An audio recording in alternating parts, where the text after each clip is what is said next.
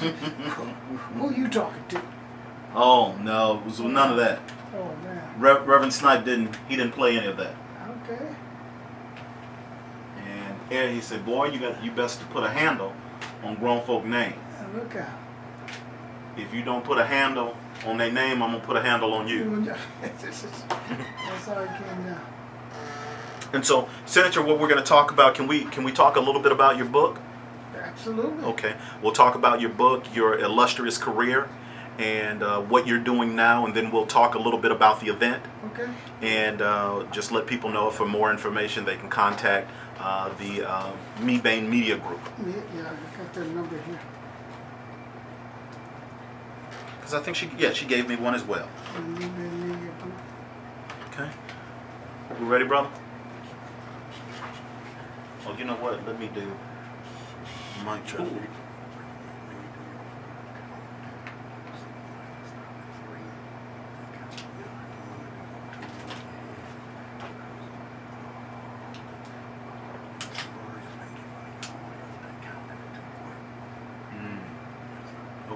All right, and I can let him know to edit that out. No. Okay, no problem.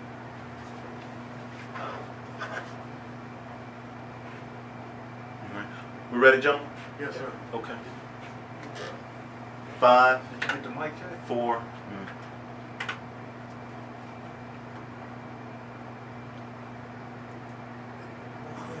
Let's see, I'll do it now. Senator, if you can talk in that microphone for me. Is it in a good right position? Yes, sir. Okay. My name is Roland Burris, born August 3rd, 1937, in Centralia, Illinois. Now live in Chicago. Okay. And I will be celebrating my 99th birthday. My 80th birthday. All right. That is fine, sir.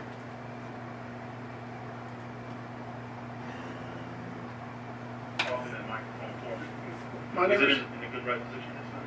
is Roland Burris, born August 3rd, 1937. That's a pretty good likeness. Centralia, Illinois. Now live in Chicago. And I will be celebrating my 99th birthday. My 80th birthday. All right. You know what? Do you mind if I keep that? I'm going to keep that. I won't have it in the actual broadcast, but I'll just keep that for my archives along with your picture. Thank you, sir. Yes, sir. My permission. Okay.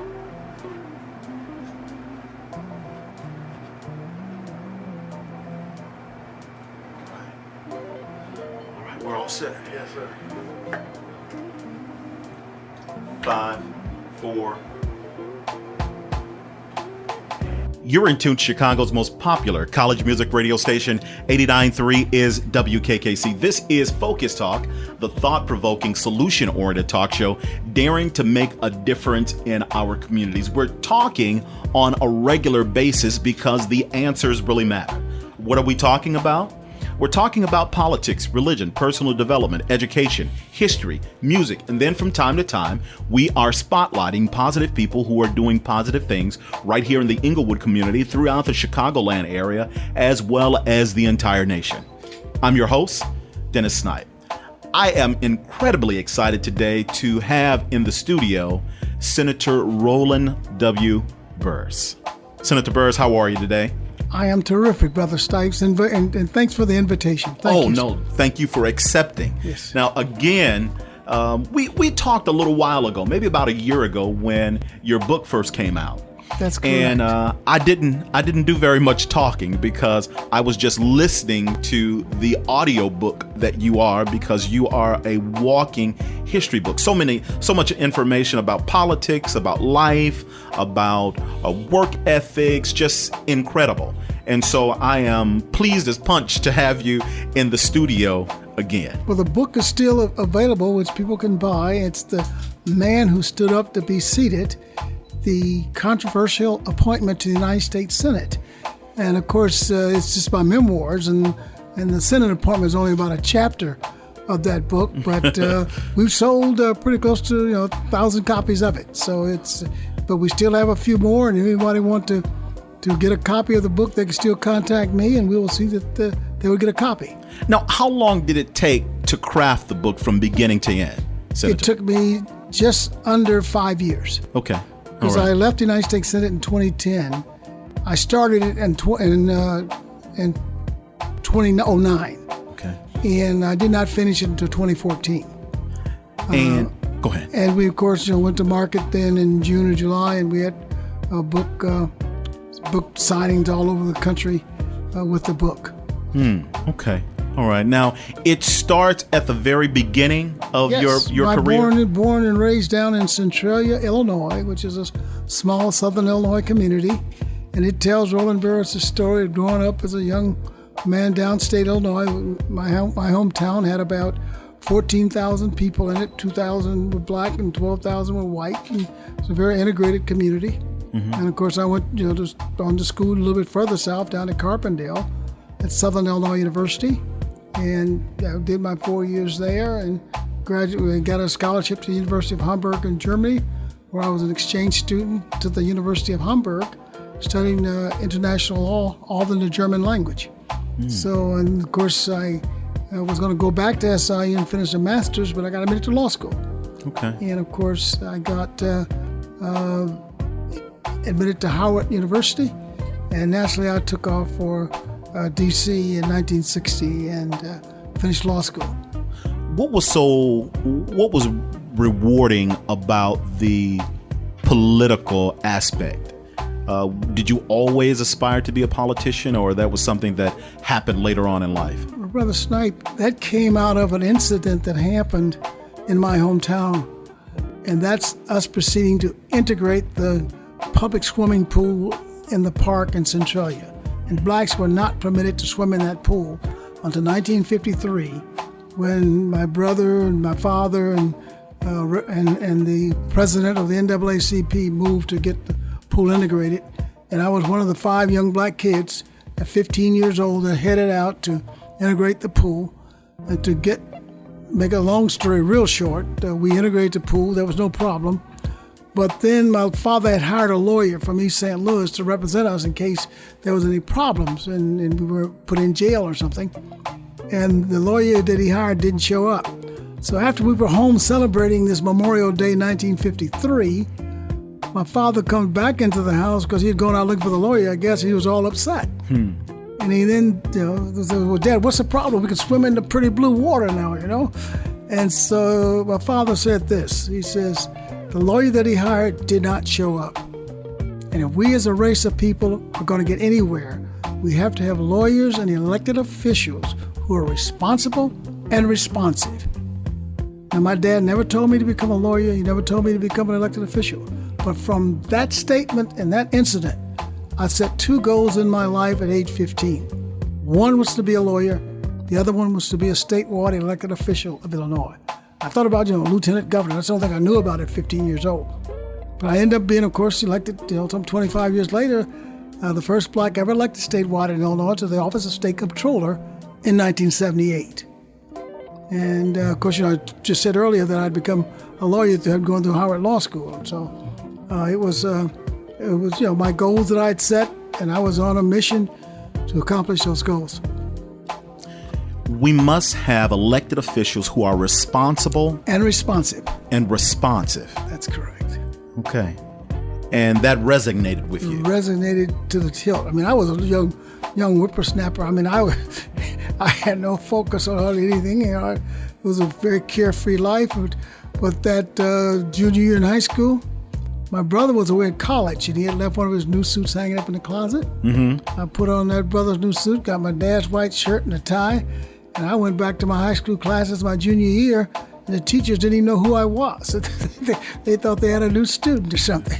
But I was serious, and I wanted to become a lawyer. And so had I not made a D in geometry and a D in Latin, I would have graduated with high honors. But I did finish high school with honors and got a scholarship to SIU. Senator, do you think that same type of fire, that same type of dedication is present in our young people as well as elected politicians today? It's isolated. I think it is. You'll find those individuals who really still have ambition. You see, I think of the young man who was born and raised here in the developments in Chicago, become governor of Massachusetts, Deval Patrick. You can look at those individuals, and some of them are now, still making progress. I mean, look at this young man who became president of the United States. I mean, so it's an individual thing. It is a situation that they set their goals and their ambition based on their environment, based on what direction they get from elders. And that's why it's so important for us to work with our young people, try to touch base with them, try to give them guidance. That saying it takes a village to raise a child, it's very true. Because I know that in my hometown, everybody, especially in the black families, we'd be over in the playground playing basketball, and if somebody wanted to say a curse word, you had Miss Garrett over across the street sitting on her porch, and if they say a bad word, Miss Garrett said, "Okay, boy, you don't say them bad words in here." Or Miss Howard, or Miss Coleman, they helped raise us. And anyone probably in those days could give you a little spanking on the back if you got a little sassy. Right. I remember a story. I was about 13 or 14 years old, maybe a little older, and I passed Miss Howard. We had a grocery store in my hometown, and in order to get to our home, to the store, you had to pass Miss Howard's house. And I passed Miss Howard that morning. I said, "Hello, Miss Howard." And I passed it afternoon. "Hello, Miss Howard." I went by. The time I spoke to her twice, she's still sitting on the porch, right? Right. I go by the third time. I didn't say anything to Miss Howard. So I'm up to the store doing my little job, putting my canned goods up on the shelf. My dad comes in because he came home from the Illinois Central where he worked, got dressed. He'd come up to the store to work too. And evidently Miss Howard told him that I passed her and didn't speak. So he comes in the store and I'm, "Roland, come here, boy." He said, "Boy, what?" He said, "Did you pass Miss Howard today?" I said, "Yes, Dad, I passed." "Did you speak to Miss Howard?" "Yes, Well, how many times you passed her?" I said, 3 times. "Well, how many times did you speak?" I said, 2 Wham! He whopped me upside my head. Said, "If you pass Miss Howard 100 times, boy, you speak to Miss Howard. And you better rest assured," Brother Snipe said, "every time I pass Miss Howard, you spoke." I spoke to Miss Howard, even when Miss Howard wasn't there. I said, "Hi, Miss Howard." Senator Burris, you mentioned that it does take a village in order to raise not only a child, but to make sure that the entire community is together. But now, does it take any type of monitoring or assistance for the village itself? Does the village need any help? Absolutely. I mean, the village got to be together. I mean, that's like our community in Chicago got to be together. We have to set the tone. We have to set the example. And if we don't do that, then what are our young people going to do? What are they going to see? You generally do what you see, or act out what you see, or act out what you hear. A little kid coming up and you hear these kids use all these swearing words. It's a learned behavior. Where did they learn it from? They learned it in the home, or they learned it in the streets, or they learned it, from some other uncaring individual. And that's why we must say that positive behavior can also be learned. Because I don't want to be bragging, but my kids are grown now, and my daughter's has a whole doctorate degree. My son is a lawyer. That's because they had a village helping to raise them, and his circle or her circle. They all are pretty successful, middle-aged individuals in their late 40s or early 50s. Okay. So that's what we must do. And you look at these young people. I was also Attorney General of this state, and I did this study, the Illinois Commission on African American Males. And for 2 years, I had this entire state studying the black males across Illinois, and all of those 2 years of interviews and talking and conversations, we came up with the bottom line: 2 key ingredients: education and employment, economics. Okay.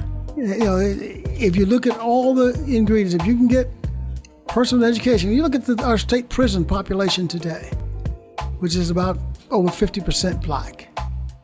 And of that 50%, 85 to 86% of them are high school dropouts. They do not have a high school diploma. That's even happening today. And go back 20, 30 years, you see the same thing, that the person then has to try to survive in this society, and then their survival mode takes them into the criminal behavior. And the criminal behavior then takes them into the prison population, which becomes asocial to our society rather than not being an asset to the society. Now, Senator Burris, there is I guess you could say a situation where the blame game is going on.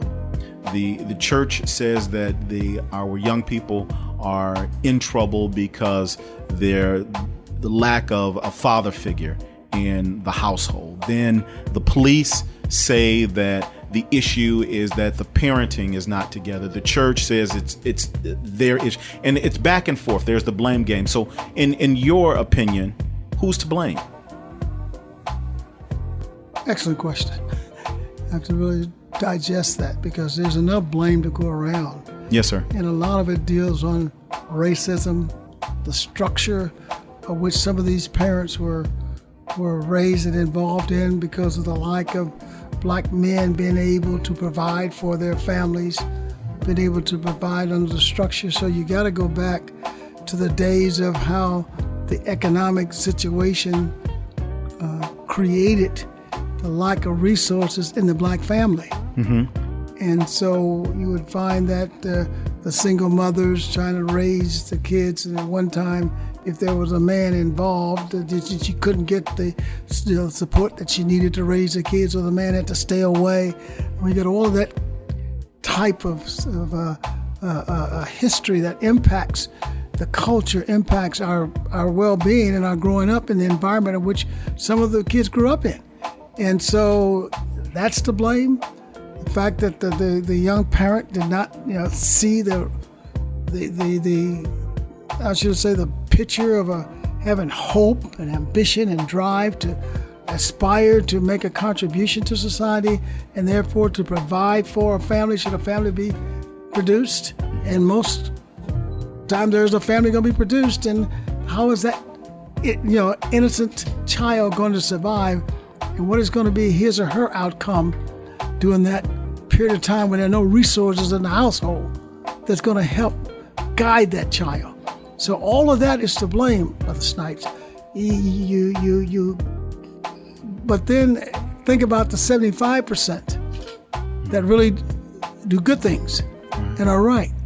And I maintain it's about 25% of our society that really is the one that's on the wrong track. And we must work and do all we can to benefit that 25% so that they can be assets rather than liabilities. All right. Now, needless to say, Senator, we won't be able to solve the ills of society in this particular session. I wish we could. I wish we could as well. But please know that we would always be more than delighted to have you back in the studios to talk, to give your opinion, and to give us insight. But for now, what is Senator Roland Burris doing now? Well, I understand that you're still working. I'm still working. Yes, sir. I tried to retire after I finished my book in 2014. I think it was done in March or April 2014, and I was home resting. Say, okay, I'm going to retire now. And so, May came, and I was sleeping till 10 o'clock in the morning. After about a month of that, I couldn't take it. So I started looking around what to do, and I'm a lawyer. So I said, let me go and see if I can't start up my law practice again. Because before I went to the United States Senate, I was practicing law. Okay. And so I did start it up, start on a part-time basis. And I do elder law for senior citizens. I do probate and estate planning, and try to help people transfer their wealth and try to prepare the documents that will be needed to assist in that fashion. Of course, you go to talk to people about transferring wealth, and they say, well, I don't want to talk about death and dying. Well, guess what? We all going to die. We're not going to get out of this world alive. And if you accumulate some assets, you would want to make sure that they would be going in the direction of where you want them to go. So therefore, it takes the law has provided vehicles for that to happen, for that to take place. So that's what I do now. And I, of course, I do a lot of public appearance. I still counsel a lot of students. I get calls from everywhere saying that, can you advise me? As a matter of fact, I think this Thursday coming up, I will be meeting with a young man who says he wants to be a United States Senator. So really, I've been contacted, so I will be counseling with him tomorrow. Okay, all right. And this is what I'm doing to keep myself busy. Okay. And I do not want to rust out. No. I want to wear out. Okay. All right. And so I'm up and going at a pretty decent pace, but I'm also getting up in age. And pretty soon, as you know, I will be making a magic number. Yes. The magic number August 3rd. August 3rd. Is the big date. Be making a magic number of 80. 80. Yes. Yes, sir. And they're going to have a big blowout for me on August 5th.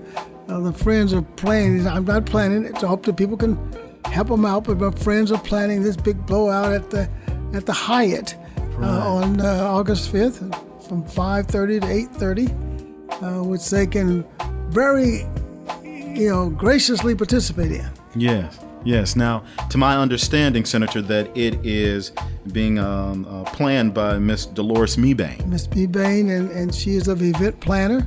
And Mr. Robert Beck is Robert Beck, who's a friend of mine, and Robert is probably the most supportive individual. I mean, I was having some health issues, and Robert would come by and make sure I was okay, and and then he says, "You're going to be 80. We're going to throw a party for you." And he said, "Yeah, we did that for Reverend Willie Barrow. They did it for Reverend Clay Evans, and they did it for Albertina Walker. Right. And so he said, Miss Mebane, I know how to put this on. And so Robert hooked up with Miss Mebane, and they called me in and said, this is what we're going to do. I said, okay, I'm sitting back and let y'all do it, but please, y'all support Mrs. Mebane and Mr. Beck, please. Senator, are you excited? Oh, to reach 80? Yes, sir. I'm overexcited. Being a black man to get past 70, and, the Lord has really blessed me real good. Indeed. And I just tell them now that, we weren't supposed to make it past 65. Right. Especially being a black man. Right. Now, for more information about the celebration, you can contact Ms. Dolores Mebane at 312-877-6289. That's 312-877-6289. Senator, our time is well spent. However, can you give us some closing words? I can. I would hope that the listeners recognize that we as a race of people still have a long way to go. Progress has been made. I've been a part of that progress. For me to have been the first black elected statewide in the history of Illinois, the first black vice president of Continental Bank, which used to be the biggest bank in our state, with the help of a whole lot of people, I've been able to be a trailblazer. Indeed. And I'm trying to set the example for the young people. If Roland Burris can do all of that from his background and where he came from, then some of these people can do no less. And that's what I try to encourage them to do. If I can do it, so can you.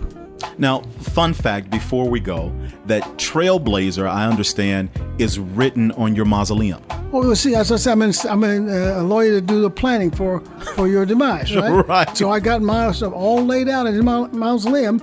The owners of Oakwood Cemetery said, Brother Burr, because I was a comptroller of the state and I had some overseeing of the cemeteries. And they said, well, we don't want to happen to you to happen to Harold Washington. Well, what happened to Harold Washington? Well, there was no mausoleum or nothing to bury him, so we're going to help you plan out your mausoleum. And what we want to do is to put your resume on the background. They had this big hill picked out for me over there in Oakwood. I said, I don't need all that.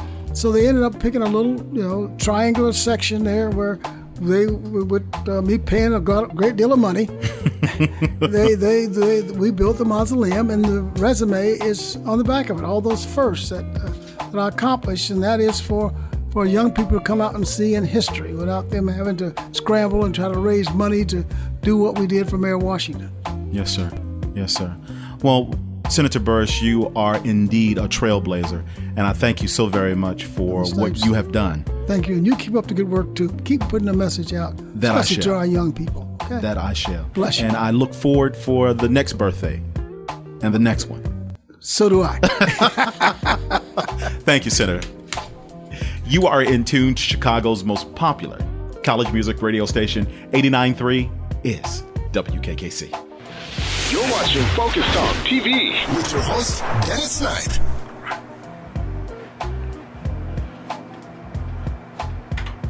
We're all done, Senator. I gotta get home, get dinner, and go to 6 like me. Yes, sir. Okay. Well, we're going to let you go. Thank you so very Well, much. thank you all. You should just